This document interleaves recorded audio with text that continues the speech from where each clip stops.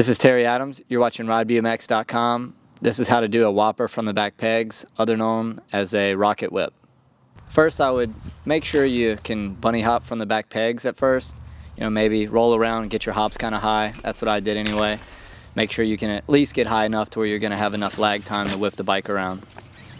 To do this trick, you can start off rolling at a pretty moderate speed. When I learned it going kind of slow. After you get it down, you can, obviously go as fast as you want. You're going to lift up the front wheel, and as soon as that back wheel starts to lift up to get your hop off the ground, you're going to go ahead and start kicking the back end of the frame around as far as you can.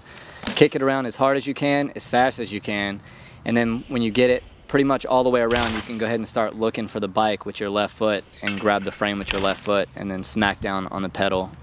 When doing this trick, you're probably going to use about 50% of your arm strength and about 50% of your leg strength. So you're going to be using both sides of your body. Just as high as you pick up with your arms and whipping it around with the strength of your arms, you're also going to need to go ahead and kick that same amount of strength with your legs. So it about equals out. When doing this trick, you're definitely going to want to make sure your pedals are set correctly. Go ahead and put your right pedal forward if that's the way you're whipping the bike around, and that's going to make it a lot easier when the bike whips all the way around and you go to catch that pedal with your right foot.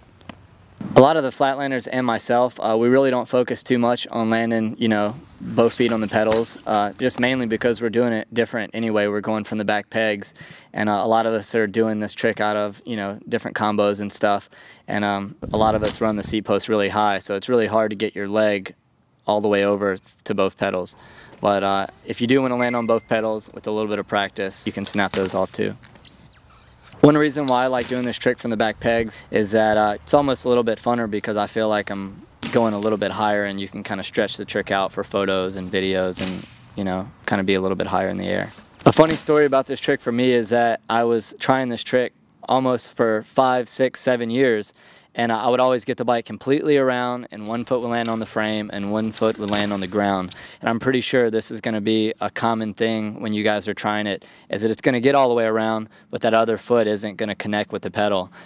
And all I can say about that is the day that I learned it, it was mainly because I just committed to it. I got out of the habit of putting the foot on the ground and just said, I'm going to commit and take all my strength and all my might and whatever I need to do to just stick that foot on the pedal. After you get really good with this trick, you can end a combo on the back wheel and end up in a peg wheelie and kind of use this trick as an everyday ride out.